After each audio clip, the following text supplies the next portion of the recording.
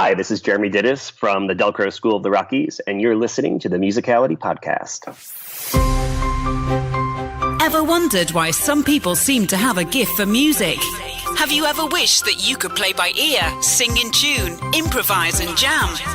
You're in the right place. Time to turn those wishes into reality. Welcome to the Musicality Podcast with your host, Christopher Sutton. Hi, this is Christopher, founder of Musical U, and welcome to the Musicality Podcast. Have you ever heard of Dalcroze? It's an approach to music learning that's often discussed alongside Kodai or Orff, but until this interview I must confess that it's one I didn't know very much about. I spoke with Dr. Jeremy Dittus, the founder and director of the Dalcroze School of the Rockies in Denver, which is one of the most prominent Dalcroze schools in the US, and I asked him about his own experiences learning this approach and why and how he teaches it now. Jeremy has been a lecturer in piano, theory and solfege at the Baldwin-Wallace Conservatory in Cleveland. He's taught undergraduate solfege, piano and composition courses at the University of Colorado in Boulder, as well as Eurhythmics and solfege at L'Institut Jaques-Dalcroze in Geneva, Switzerland, and Colorado State University in Fort Collins, Colorado. Wow. At the Dalcroze School of the Rockies, he now leads a team providing Dalcroze Eurhythmics and Dalcroze Rhythmic-Solfège courses to ages 4 through 14 years old, as well as popular classes for adults. In this conversation, we talk about how reading between the lines of sheet music, Shankerian analysis, and Dalcroze all helped transform Jeremy into the musician and educator he is today. We talk about what exactly Dalcroze is and how each of its 5 components can benefit a musician. We talk about why and how Dalcroze uses both the fixed and the movable dose systems of solfege, and how Dalcroze can enrich a musician who's learning in the traditional way, and why walking past a Dalcroze classroom typically means seeing a room full of adults smiling, moving, and having fun. I found this conversation really illuminating, and it inspired me to learn more about Dalcroze training myself. I hope that you'll find it just as enlightening. My name is Christopher Sutton, and this is the Musicality Podcast from Musical U. Welcome to the show, Jeremy. Thank you for joining us today. Thank you so much for having me. I'd love to learn more about your musical background. I know a fair bit about what you're up to now at the Dalcroze School of the Rockies, but I don't know that much about your early music education. Could you tell us how you got started? Well, it's kind of funny because I actually studied with my mom. When I was a kid, I studied piano, and I studied with her for approximately 8 months or so, and then that sort of ended. My mom had a full studio, and she was busy, and to be honest, studying with your parents can be really tricky. And my mom was a great teacher, but I maybe wasn't the best student for her, and so what ended up happening is that I would oftentimes just learn pieces here and there as I was growing up, and it was just different because I didn't have weekly lessons like most people would. The other thing that's interesting about my mom is that she's deaf, almost 100%, and so here you have a deaf piano teacher that has this fantastic studio of students in very rural Ohio, and yet there just wasn't a lot of opportunity or time for me to be able to have lessons with her, and all of the things that go with a parent-son relationship that get complicated. So yeah, but my mom was the person that introduced me to music, and she really kind of instilled a love for music, I think, with me. My dad played the guitar, and I was raised on a steady diet of Patsy Cline and Chris Christopherson. So that was the background there. Lots of Waylon Jennings, let me tell you. It was good times. And then after I stopped studying with Mom, it was probably until I was a junior, I think, in high school before I started thinking about doing music in any way, shape, or form. I had always wanted to go into medicine, and that's what I thought I was going to do for sure. And I went to a little school in Indiana, a little Quaker school called Earlham College. And as a part of the process there and checking out the campus, I had the opportunity to take a lesson and meet a woman named Eleanor Vale, who completely changed my life in many ways, because she said that I should have a teacher if I didn't have a teacher, and she would be my teacher.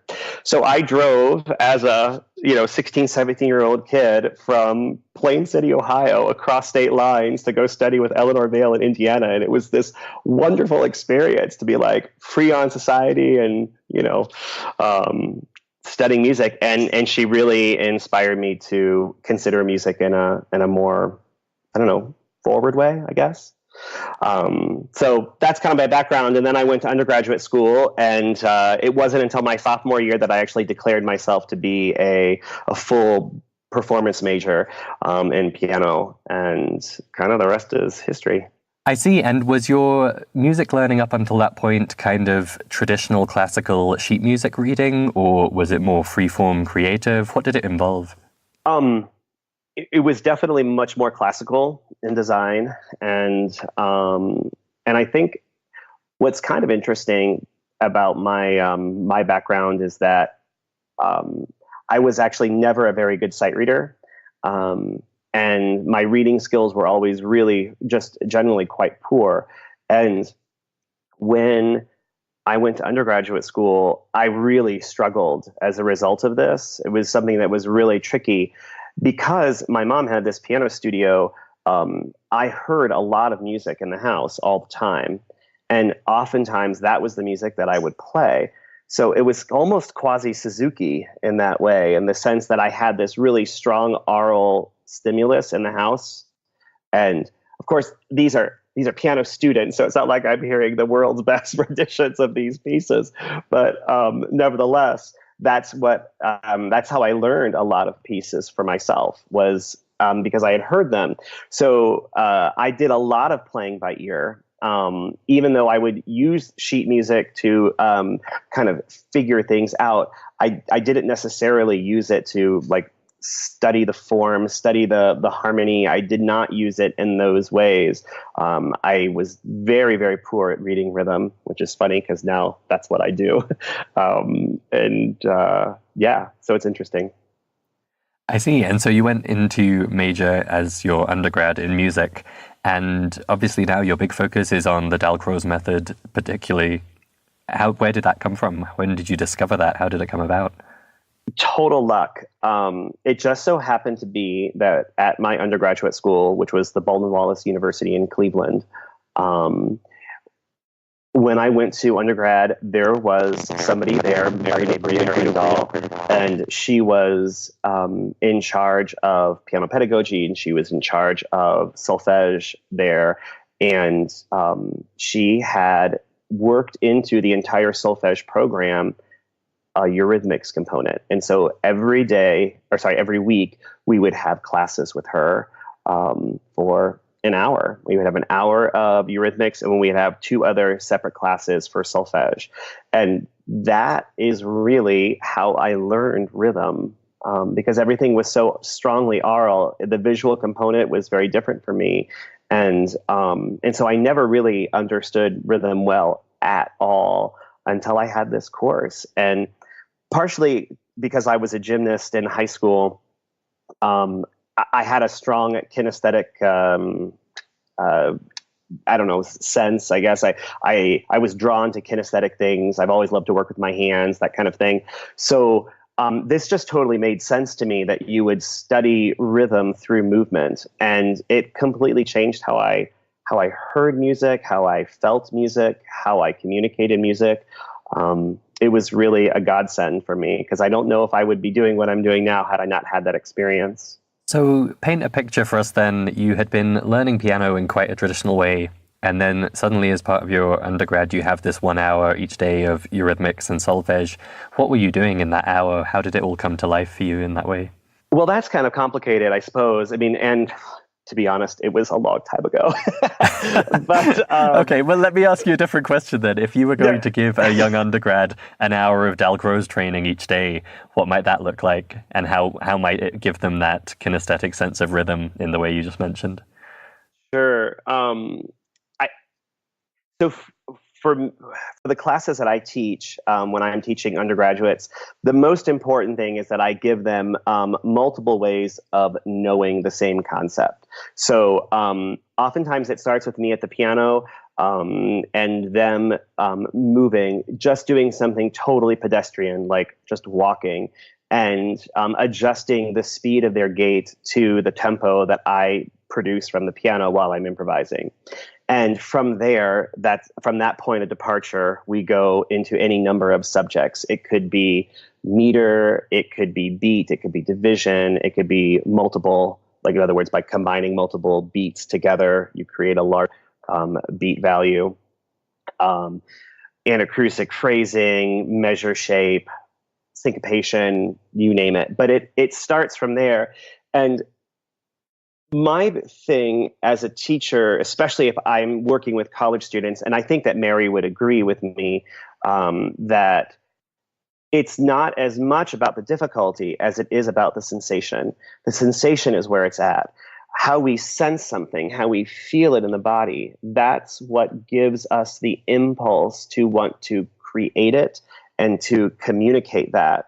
And that element is inherent in every one of us. I don't care if you are a 6-month baby or if you're a 90-year-old grandmother. That impulse is there. And when you give permission for that to take place, I think it's something that's really marvelous. I see. I think that definitely gives a sense of how those sessions would have been quite different from sitting at a piano and playing from sheet music. It sounds like there's a lot of movement involved. There's a lot of physicality involved that's often, just not a part of music education, except, where do you put your fingers on the instrument? Absolutely. I think that the essence behind what we do, whether or not I'm dealing with college students or if I'm dealing with 4-year-olds, is that I want to give them an experience, and I want to give them many, many experiences of the same technical concept, like let's say beat. But I want to give them those experiences in very, very different ways. So I stimulate their kinesthetic sense, that I stimulate their aural sense, that I stimulate their visual sense as well. So we're combining all of these things together. So no matter what the learning style, that students are experiencing things in many, many different ways. And once they've had that experience, then I can say, this is what it looks like, this is what we call it, and this is the definition, which is still to this day pretty novel, I guess. I mean, most of us were taught in a very different way. Yeah, almost the exact opposite. Let's study the symbols and then slowly learn to play them, and then we might think about how to make them musical. Mm-hmm. Okay, so you had this very different experience then. Was it love at first sight? Were you a Dalcroze devotee from day one, or how did the next few years go for you? Well, I mean, I love Mary's classes. I mean, I always looked forward to them, and I'm still close friends with her to this day. She has actually taught at my Delcroze Summer Academy, and we bring her out to Denver for workshops all the time. She's just fantastic. But I did a little bit of tutoring and volunteering at the university when I was a student, and I enjoyed that. But for me, it was tricky because I was also a chemistry student. I had always this strong penchant for medicine, and that's what I thought I wanted to do. And it wasn't until like the witching hour, the very, very end of my undergraduate, that I was like, I think I'm going to try and see what happens. I'm going to apply to music schools. And I got in to CCM, the Cincinnati Conservatory of Music. And I decided to do that just to see how it would feel, because my thought process at the time was, well, I can always go back to medicine, but music is something, if you don't keep it going, then it kind of goes away. It's nice to have medicine as your fallback option. I like that. Well, yeah, it's kind of funny, isn't it? It's crazy. So anyway, I went to CCM, and I had several different piano teachers while I was there for a couple of different reasons. One of the teachers that I was assigned at the time was Michael Chertok, and he was awesome. I loved him, but he was only there for a short time because then he went on sabbatical. And then I had his teacher, who was Frank Weinstock, who was also amazing. But I ended up having this sort of choppy piano background. And that was really challenging for me because I had this teacher in undergrad for piano who really was all about bringing the page to life and reading between the lines on the score and all of that kind of thing. And that's hard to develop that type of a relationship with the teacher if that's not where you are. And you don't have that depth of a relationship when you're changing a lot of the time. And so I really fell in love with the theory program there. There was a guy named Frank Samarato who was there, who was amazing. And he was a Shankerian, and I totally fell in love with Shankerian analysis, like just took to it like glue. And it has stuck to me for to this day. But I always had this real disconnect, and I think that this is very real for many, many, many people when they leave either undergrad or graduate school, that the theory community tended to stay off in one wing of the music conservatory, and the performance community was in another, and they did not necessarily interact very well, or very much, I should say. And that was something that was really hard for me because I had, like, Frank was so intense about delving into the score and what's inside the music and how do you bring that out and how is that going to affect your performance. And my performance teachers, who were a little bit more focused on the technical aspects of making it happen. And who knows, I'm sure it was a lot to do with me and my pianistic ability at the time and all of that. But I felt like I couldn't make those connections. And it was something that I really, really wanted for myself. And so when I was thinking, after I finished my my master's degree, where I'd done all of this theory training and all this performance training, I wanted to find something that would put those two things in dialogue. And I remembered back in my undergrad this experience of having classes with Mary DeBria and how it totally changed me. And so I called her up and said, "Hey, what do you think? What do you think about this? What should I do?" And she recommended that I study at the L'Institut School. And so I went to the L'Institut School of Music in Cambridge, Massachusetts during the summers while I was doing my doctorate in piano performance. And I think that experience of having this really intense corporal understanding of music in the summers helped to feed my doctoral studies. And it helped me become the teacher that I am today, because I've combined what I know in Shankerian theory. I've combined what I know in movement from being a gymnast. I've combined all of this pretty extensive performance background to put something together that is really meaningful to me. And I think for my students too. Wonderful. I didn't want to interrupt you there, but there are a couple of things I wonder if you could just explain a bit more about. One is that you said your teacher was helping you to read between the lines as you played piano. What do you mean by that? I think, it's so hard. Dr. Cherry was kind of like a magician. I remember I was playing the Liszt concerto, and that piece is wicked hard. It just has so much in it that's very complicated. And especially for me as an undergrad, I did not have the experience to really rely on. So he was trying to help feed me different ways of studying the score. And I remember he would point things out, like, listen for this line here. Can you see it on the score? Can you see that? And then I want you to bring that out in your pinky, let's say, in your left hand, or it's in an inner voice. And I want you to listen to how that affects the shaping. And it was sort of like magic. Like, all of a sudden, because I listened to this one inner voice, it completely changed how I heard the music. And because it changed how I heard it, the physical technique sort of fell into place for me to be able to play it. And there are countless other stories that were like that, where he would he would, let's say, draw attention to pedaling detail. Pedaling that is, it very well may be on the page, but he was so particular about pedaling. There's a guy named Joseph Banowitz who wrote a book on pedaling, and it's like 1.5 inches thick. It's just this tome. And he and my professor would have gotten along like two peas in a pod, because Dr. Cherry's perspective on this was, if I can hear that you're pedaling, you're not doing it right. And that's not something that you could find in the score necessarily. It's something overtly. I mean, that you could find it written PED with a dot, or an asterisk. But what he was saying is, what are you trying to say through the music? What are you finding in the score? How can your foot help to bring that out and make that clear to an audience? And whatever your intentions are, what are you trying to say through the music? Those are two very small examples, but they were very powerful for me as a young student. Yeah, that makes a lot of sense. And I think it explains how you were kind of rescued from the trap I think a lot of instrument learners fall into, of starting to play a bit like a robot. If I play the right notes at the right times, I'm doing my job. But clearly your teacher there was helping you draw out the music from the sheet music. He was helping you find the interpretation that you actually wanted to express.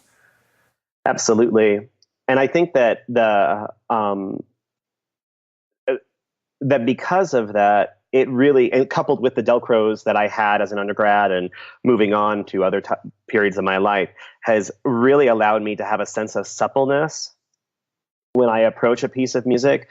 I am not prisoner to the page at the way I might have been in the past. And I think that can be very liberating. Don't get me wrong. I think that there is so much structure that's in the music itself that we have to delve into. But that's where the idea of a physical experience of those concepts, no matter what they are, can make it easier for you, I think, as a performer. Very cool. So speaking of structure, the other thing I wanted to just pick up on before we move on was Shankerian analysis. Hard to even say, Shankerian analysis, which is not something you find people, falling in love with very often. Can you just explain for the audience in a nutshell what it is and why it was interesting to you? Sure. So Heinrich Shanker was a theorist and a philosopher. And he essentially came up with a way of analyzing music that highlighted all of the structural components, both melodic and harmonic, and sometimes rhythmic. So these pitch and harmony together, but dividing up. Pitch and rhythm together, but dividing up pitch into two components, melody and harmony, and putting them in a kind of contrapuntal sketch that had many, many layers. So at the top, you have pretty much the way the music sounds, and maybe a Roman numeral analysis of what are the harmonies and where they're going. But then in each subsequent layer that you go through, you find that some notes are maybe less important, or some notes are more important than others. Some notes have more structural significance than others, and they prove to be goals. Like, let's say, the end of an antecedent consequent relationship, in terms of a question answer phrase. You've got that, and so it's a big moment. Or the end of a significant cadence, or the end of a structural section. These are all points that we want to bring out that sometimes get lost when we do a typical Roman numeral analysis. Again, because of the visual aspect of it, it's all just under the page, and you don't really see a hierarchy. But the Shankerian analysis allows us to give a hierarchy to what we listen to. And in that way, the analysis is very personal, and it allows us to really talk about what do we find meaningful in the score. Eventually, you bring down almost every single piece of tonal music to either a 3-2-1 progression, like 3 blind mice, 3-2-1, or 5-4-3-2-1 in the soprano. and basically a 1 5 1 or 1 2 5 1, these kinds of reductions in the harmony. For me, that's less important when I go down to that level. I'm not saying that it is important. It's just less important for me. That's not how I find this to be useful. How I find it to be useful for me is that when I'm looking at an analysis like this, when I'm doing it, when I am improvising, I find myself creating these structures in my own improvisation and my own playing. And when I'm performing, I'm moving towards those structures. So I hope that when people hear my music, that they can hear that I am being very directive in my playing. There's a sense of tension and release that comes from arrival points at these structural, goals or milestones in the piece. So is that helpful? It is. I think that's the most interesting and compelling description of it I've ever heard. You managed to make it sound practical and useful in a way that's often missing. Very cool. So it sounds like that was, interestingly, another way that you discovered to transform what can be a very kind of opaque sheet of music into something that has structure, has meaning, and has a way for you to bring it to life. It's been very powerful for me. It's been very powerful. So you did your PhD. Where did you go from there? So after I finished, it's funny. I did a couple of rounds of auditions for academic jobs because if you're going to do a doctorate, that's like the next thing, right? You go get a job in a university, and I had taken a sabbatical replacement job when I was finishing up my DMA and these different things, and to be perfectly honest, I wasn't always happy. Something about it just didn't seem right. And I'm sure it's just who I was at the time and maybe even who I am now, but it just didn't feel right. And I can remember sitting in my office at school, and I had just finished my Delcroze training at L'Institut. And I studied with some of the best teachers in the world, Lisa Parker and Ann Farber and Ruth Alperson and Ginny Latz, and just really class act musicians and human beings. And I just sat down and said, I don't think I'm going to do this. I think I'm going to just try my hand at teaching Delcroze for a little while and just see what happens, which you don't know my personality, but that is not the way anything in my life had ever gone. I was out of high school, right through undergrad, right into graduate school, right into my doctoral programs. I went to school year round. I mean, it was just, I've been a professional student for a long time. And to say that that's not what I was going to do was a really big deal for me. I know for some people it's like no big deal, but for me it was. And it was so bizarre because it was like the next day I got a phone call from somebody that said, hey, I'm offering this event and I would really love to have a Delcroze specialist. Would you be willing to come? And Tamara Goldstein, who is a fantastic pianist here in Denver, was running a piano celebration. And she invited me to come, and I taught a class. And Bill Westney, who wrote an amazing book called The Perfect Wrong Note. If you don't know that book, you should definitely check it out. It's amazing. He actually was a Dalcroze student himself when he was a child, and he has gone on to win international competitions and as a pianist, and he teaches in Texas. But he showed up to my class. So like this guy that I've read about who is this, just monument of a person, shows up to my first class, and I'll never forget it because he came up to me afterwards and he shook my hand and he said, "You were born to do this." Wow.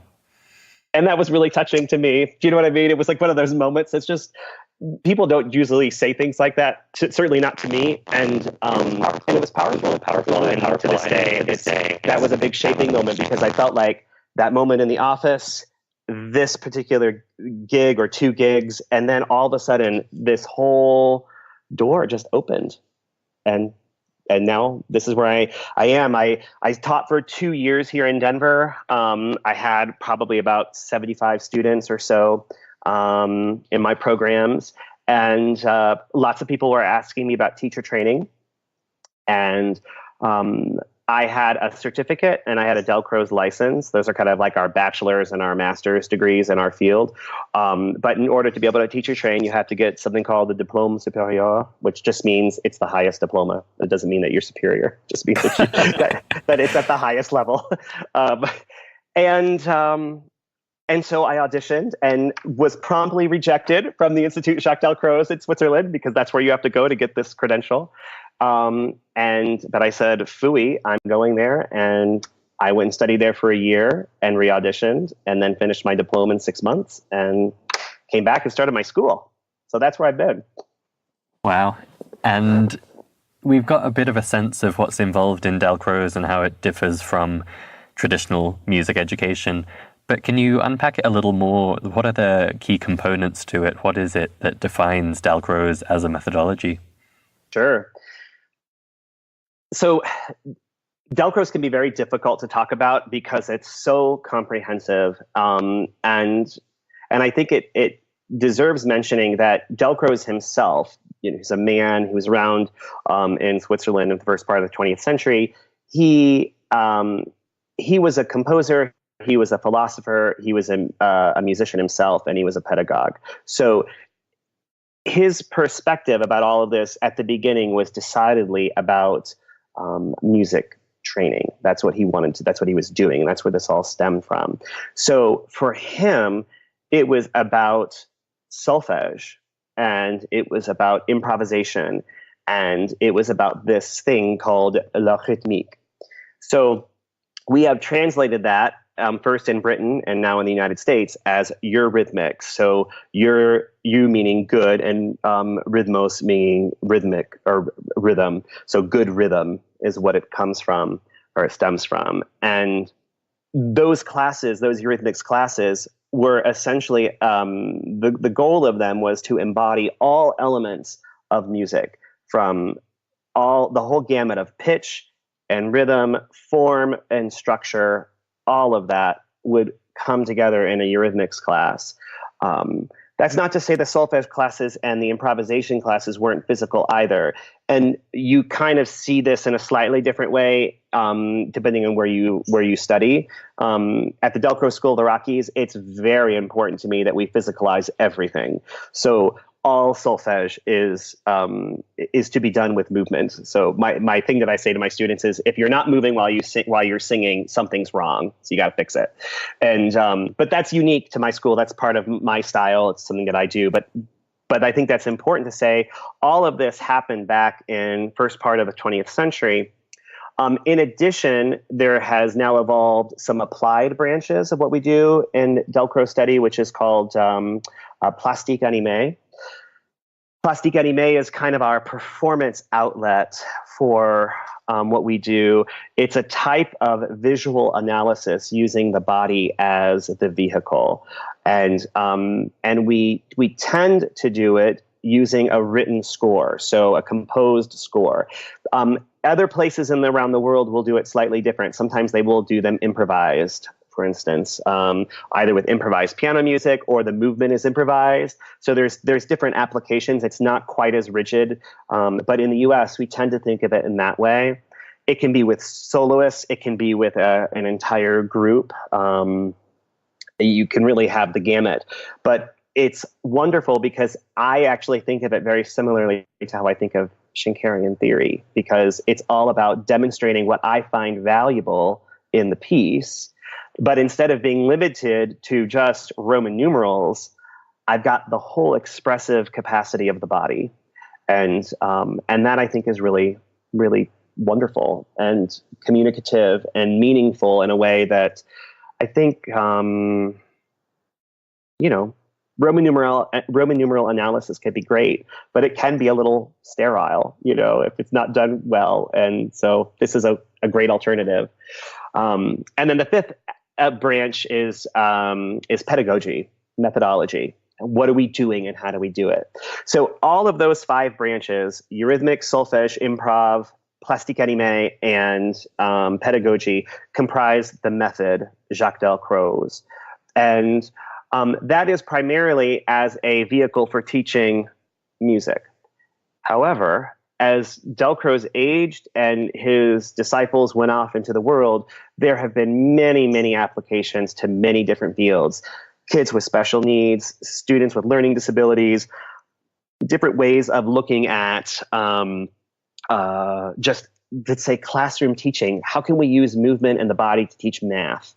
How can we use music to teach any number of subjects? Like, that all has a root in Delcroze.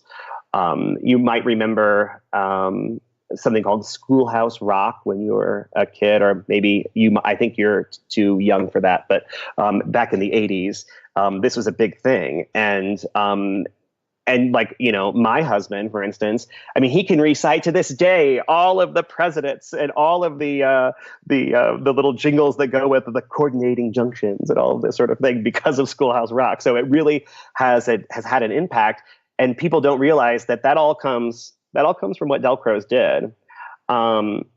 It also has been a huge force in work with senior citizens, mostly in Europe, but we're starting to see it in the United States. How we've got these seniors that are falling and they're losing balance and all of that. But when they go to Delcroze classes, there's scientific evidence that's showing that that's not necessarily reversing, but it's keeping it from getting worse, which is really huge. We could see applications to dancers. We see lots of applications, more in Europe than in the United States, but for stage actors and people that are doing theater, musical theater for certain. So there's so many different ways that you can go with this method now, which I think is really, really powerful. Yeah, fascinating. There's clearly a lot packed in there, and I think we'll definitely have to include some videos in the show notes of Plastique Anime and other aspects of Dalcroze so people can see it in action. I wonder, could you paint a picture for us of not before and after, but with and without Dalcroze? If we take, say, an 18-year-old pianist who's been studying piano, and his identical twin has done the same, but with Dalcroze training alongside, what would those two different musicians look like? How would they be different? Well, okay, so if I'm going to be completely honest, and I will be, I need to say this first and foremost, that Delcroze isn't for everyone. You know what I mean? I think that we would be remiss to think that there is such a thing as a method that works for everyone. You can imagine that if we're moving and we're using the body, that for some people, this is going to make them feel uncomfortable for any number of different reasons. And so I think that I just have to say that it's highly personal. And that's the blessing and the curse of this method, is that it can be so individual. But what I can tell you is this, is that I teach a course in Delcroze at Hope College in Holland, Michigan. And every semester I get students that say, I so wish I would have had this when I was a freshman. Because I'm usually teaching juniors and seniors at this point, sometimes some sophomores, but almost all of them will say that at some point. And especially when we start talking about meter and we start talking about things like polyrhythms and polymetric relationships like 3/4 or things like that, or syncopation, things that when you experience it in your body, it's such a different feeling than when it's just in your hands or just at your instrument. And so I think that what I would say is that a student that has had this experience is going to have more information to draw upon when looking at a piece of music. They might look at a short, long pattern, and they might feel it in a different way because they remembered that when you step short, long, that the steps are shorter on the shorts, and they take up more space on the longs. And so there's this energy transfer of short, long, short, long. And as you go into the long, that energy has to transfer and shift. Well, let's take the piano for an example. If you play that on the piano, once you press the key down, it's over. You press the key down, there's nothing more you can do to the sound, really. It's done. And so how you approach it is 100% key. to whether or not you make a musical sound. Now, we can go into all sorts of detail about the angle of the thumb and the angle of the hand and the velocity of the finger and which knuckle is going to produce this tension and, the descent into the key, etc. But at the end of the day, it's about feeling. What does it feel like? What does that rhythm feel like? What does it sound like in your inner ear? And how can I create that?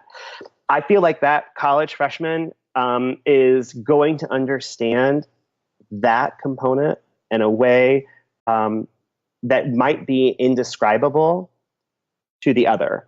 In other words, he's going to have more ways of knowing. And I think that more ways of knowing is very powerful, especially in today's day and age.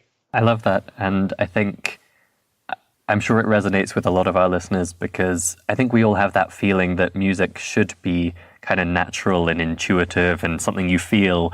But if it doesn't happen for you automatically from birth, then it can be a bit intimidating or frustrating or disappointing. And I love how you've described it there, that this is something you can learn and you can develop the sense. And if you study it in the right way, you can gain that kind of physical instinct for how to express yourself in music.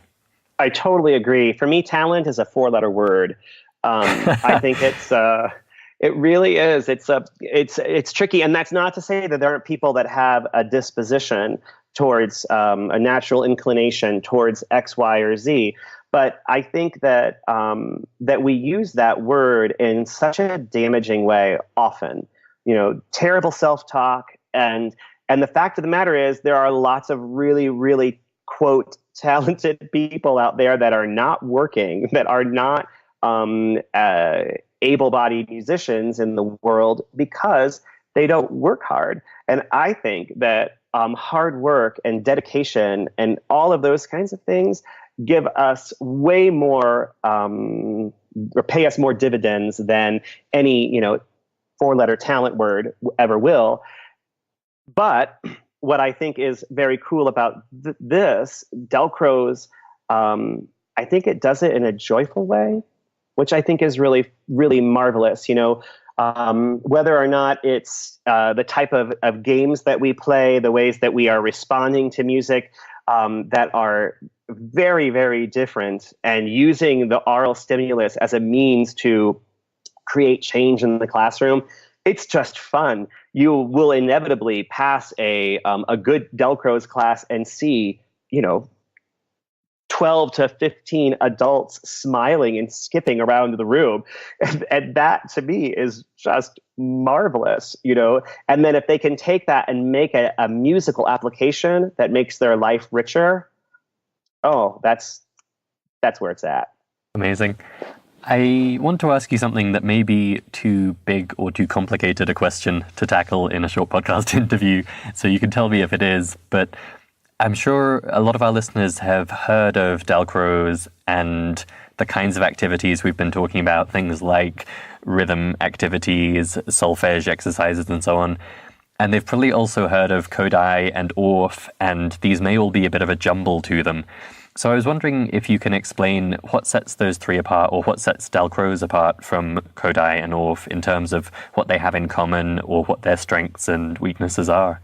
Sure, I'll do my best. I think that before I say anything, I need to preface this with the fact that all of these learning modalities are really dependent on the teacher and the region of the world in which they are taught.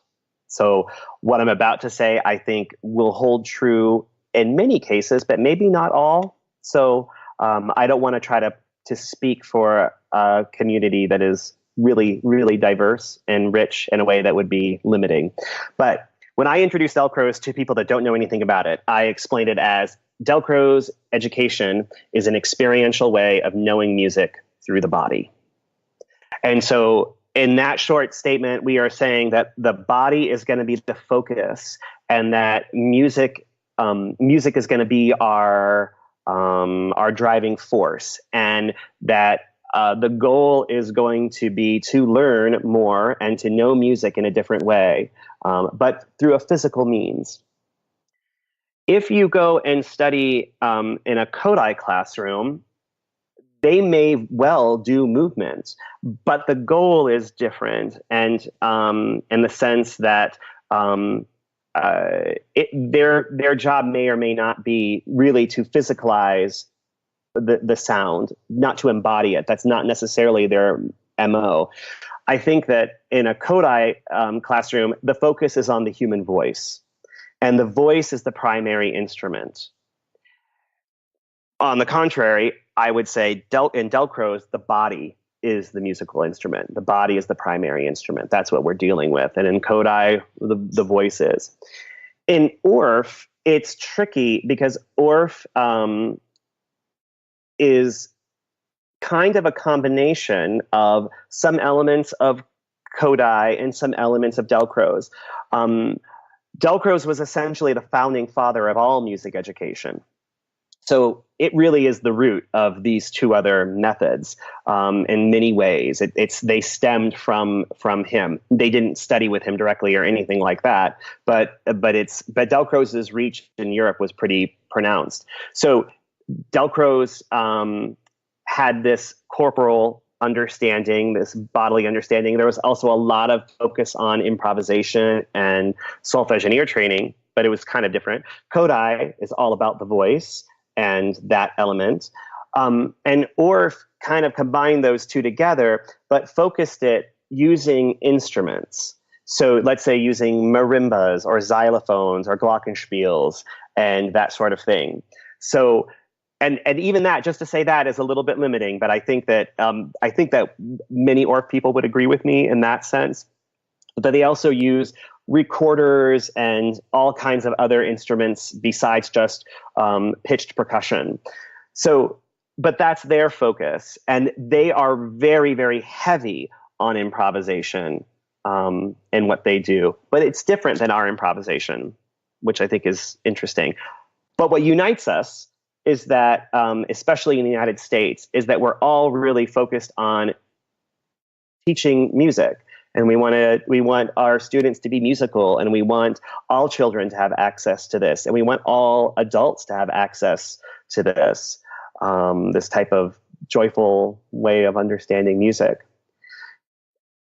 The other thing that separates us, though, that I will just talk about, two things. Number one is that Delcroze remains to this day the only modern method of music education that was designed for professional students, for adults. So it did not start with children. It started with students at the Conservatoire de Genève. And this is in the late 1800s, early 1900s was when Dalcroze was there. And, Liszt died in 1886. Liszt was on faculty at the Conservatoire de Genève at that, right before that time. And Delcroze studied with Fauré and Piaget, all of these huge figures, to create his method. But it was not designed for children, and it wasn't until much later that he thought, well, I need to start earlier because this isn't working the way I want it to. So there's that. And then I think the other thing that makes us a little bit different from the other two is that we really champion fixed dose solfege. That's something that we really uphold, especially because we are in the French-speaking part of Switzerland. That's just going to be what we're going to use. If you go to Italy, Spain, France, they all are going to use fixed dose. However, Delcroze actually was very, very focused on the relative pitch relationships in solfege training. So he used numbers, and he had students singing on numbers. And if you look at his books, you can discover this. The thing that makes it tricky is that in his books, he writes them in Roman numerals, which makes people think it's talking about harmony, but it's not. It's talking about pitches. And so that's something that I think is really powerful. So now at the Dalcroze School of the Rockies, because I live totally in Orff and Kodai country out here in Colorado, I have all my students sing on numbers, and I also have them sing on letter names.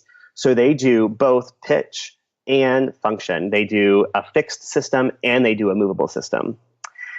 Not to complicate any of this, but if you study at the Kodai Institute in Kecskemét, Hungary, if you study there, what's really fascinating to me is that, yes, they are movable do solfege. Yes, they are la bass minor, but all of their students sing on letter names.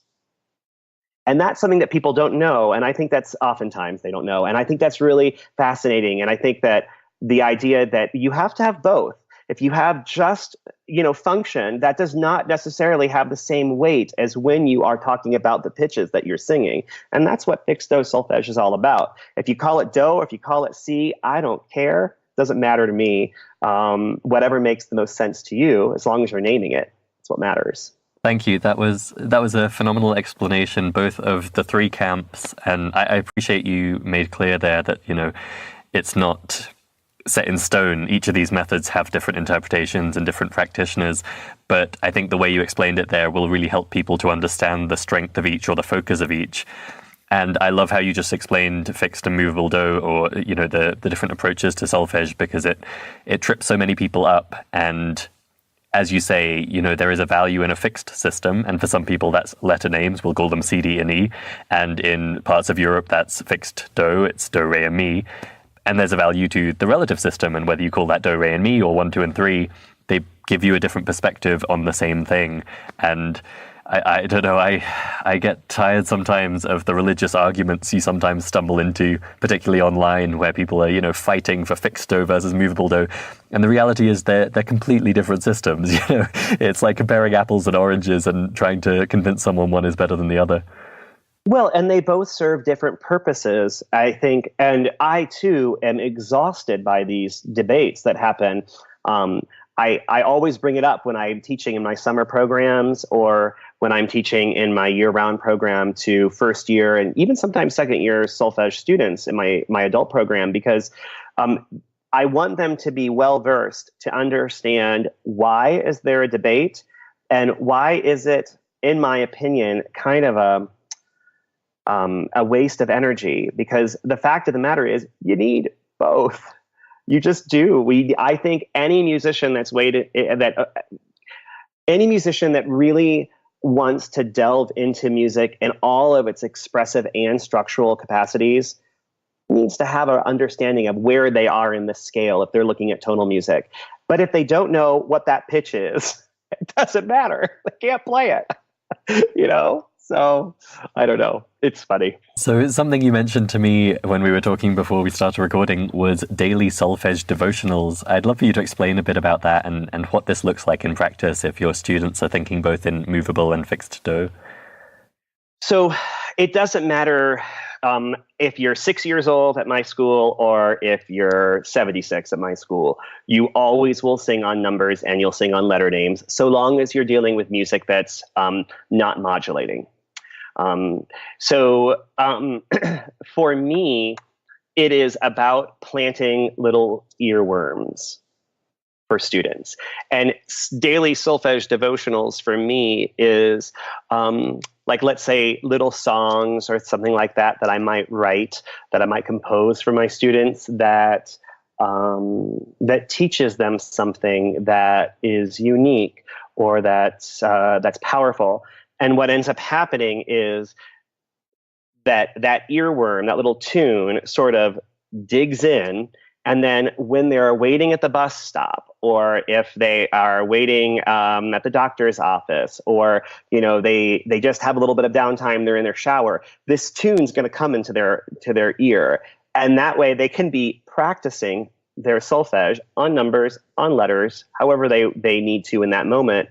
But they don't actually have to say, I'm practicing it. I'm not actually sitting down doing Delcroze or solfege practice, but they are practicing when they don't think that they are. They're making it a part of their daily life, which to me that's the whole point of a devotional, is to make a point of tranquility and, calm in your life to bring you something that's richer. And to me, this is the same thing, and it doesn't matter if it's a chord samba to teach all of the different inversions, or the Neapolitan boat song that teaches all of the scale degrees for the Neapolitan, or like a tango that teaches the different augmented six chords. All of that kind of stuff, it plants in their ear, and then they can use it whenever they want. I love that. It reminds me of a fun discussion we've had inside Musical U recently, where some of our members who are working on solfa were challenging each other to come up with a solfa for Christmas carols, because when that song gets stuck in your head, you may as well use it for a bit of music practice. This is exactly my point. To a lot of my students who are teachers, I will say to them, whenever you're working with your students, sing the melody, sing the bass line, sing it on numbers, sing it on letters, and encourage your kids to do it, because the more you do it, the more they're going to do it. And so then solfege becomes a part of your daily life in that way. So, yes. Could you give us an example of one of these devotionals one of your students might be humming or singing to themselves in their head? Sure. So, yeah, I'll just sing it. Is that okay if I just sing it? For sure. Is that good? So, I might do, sing with me one of my tricks. Here we go for flat 2, flat 6. Now we're done, the Neapolitan. So this is talking about the Neapolitan 6 chord and how it works in the course of musical function. It happens as we lead towards the cadence, and what are the notes involved? You got to get to flat 2, and you also have to include flat 6, and it starts with 4, even though I arpeggiated down and up, but that's the goal, is to get to 4 because it's in first inversion. And I think that it's kind of fun because as soon as that gets in the student's ear, they're set. Do you know what I mean? I love that. That's fantastic, because they're going to both be better able to spot that when they hear it in real music, and they're reminding themselves constantly of the theory behind it. Well, right. And I think that in the course of the tune, when you get to this flat 2, it's sort of like the sun comes out. It's this really blossoming moment. And in order to be able to sing it, you really have to have internalized that. You have to really get it into your body. You have to sense that. And oftentimes when the Neapolitan comes out in classical repertoire, that's how it happens. It happens in this way that's sort of magical. And like I think of the opening of the opus, Beethoven Sonata, the Appassionata, opus 57. 57, I think. Because in that piece, he starts in this F minor chord, and then all of a sudden, the Neapolitan comes out, and it's so shocking and yet so wonderful. It's lovely. So something you said there that is really fascinating to me, and which I must admit I was not really aware of before, is that Dalcroze really wasn't designed for children to begin with. I think because I'm a bit more familiar with Kodai, I think of Dalcroze in the same camp as being, children first, and then the adults can tag along. I'd love to hear, what does Dalcroze look like if you have, say, a middle-aged person come to you who's been learning an instrument for a bunch of years and is curious about Dalcroze? What kinds of things do you have them doing, and how is that rewarding for them as a musician? Well, the way that it's structured at my school is that we have classes for students who are interested in adult enrichment. So these are students, they could be adult amateurs, but they could be professionals, but they just want to find new ways of learning music or knowing music through their body. They want to explore that movement component. And so oftentimes the classes that I would teach for professionals would be the same that it would look like for a non-professional, because even if a professional knows what they're doing, they don't know it with their body. They may know it in terms of from the neck up, but they don't know it from the neck down. And so a lot of those activities that I described to you before, that would be something that we might do. But I'm also a huge fan of using material in class. So, like, for instance, I might do a changing meter activity where we find ways to demonstrate, let's say, meters of 4 and 3, and compare them to one another using a ball. So you might do a bounce, catch, bounce, catch, or bounce, catch, toss, catch, bounce, catch, toss, catch, etc. If we do things that are like that, then it gives them this sense of what does the meter feel like? What is the shape of the measure? Which is something that I never really had talked about until I was in a Delcroze environment, because measure shape is really huge. It's what gives us this sense of forward motion in a phrase in many ways. And so I think that students can take that. We might work on particular patterns, let's say like a short, short, long, or a long, short, short, or syncopated patterns like short, long, short, short, long, short, or offbeat patterns like bum, bum, ba, ba, dee, da, da, da, da, and put those in our body, give ourselves ways of physicalizing that. And the goal is so that way, at the end of the class, we arrive at a piece of music, and it could be like for piano, it could be vocal, it could be for the violin, it could be anything. But then we move through that piece of music and we explore the details of that piece of music. And by doing that, we give these students a different perspective. They kind of really go deeply into a subject. Oftentimes when I'm teaching these kinds of classes, I focus to one particular subject in a class. Like I don't do a hodgepodge of different things. And since the classes are usually about 90 minutes, 90 minutes on syncopation, you can get a lot done. You really can. You can really go into a very deep place. And then the goal would be that they, after they've seen it in this piece of music that we've explored in class, that when they're looking at another piece of music that they're playing, that they're like, oh, I did that. I put that in my body. That's what that is. That's that ampha-brack rhythm or whatever it is. Do you know what I mean? So I think that's kind of is very useful for them. Fantastic. And I love the word you use to describe that enrichment, because I think that characterizes it so nicely. It's not something just for beginners. It's not something just for the more advanced. It's something that adds a whole new dimension, I think, to everything you've been studying in music.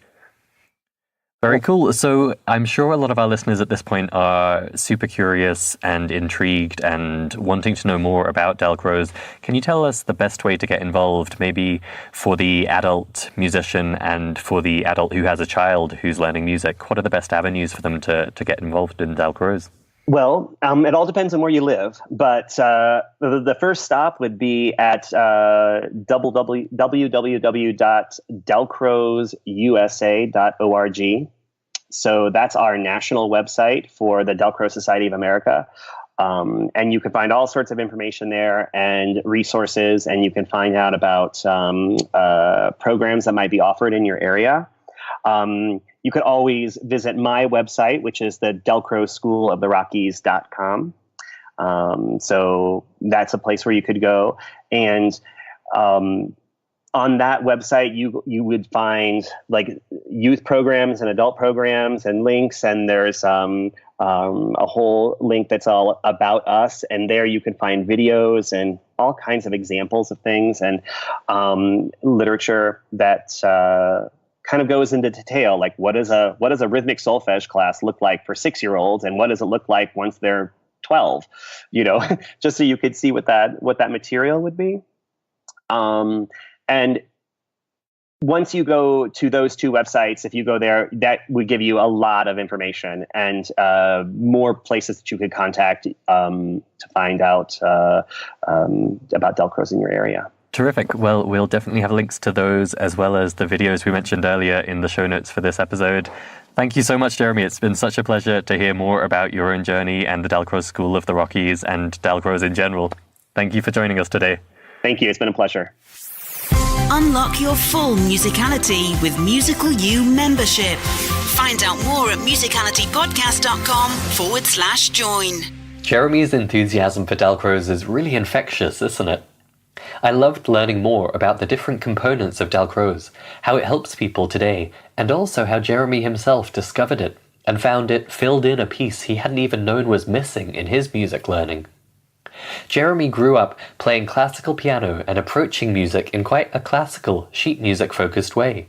But through teachers who taught him to read between the lines and the theory of Shankerian analysis, he found that there were ways to bring the music out of the sheet music and focus on bringing out his own musical expression, not just playing the notes in a technically correct way.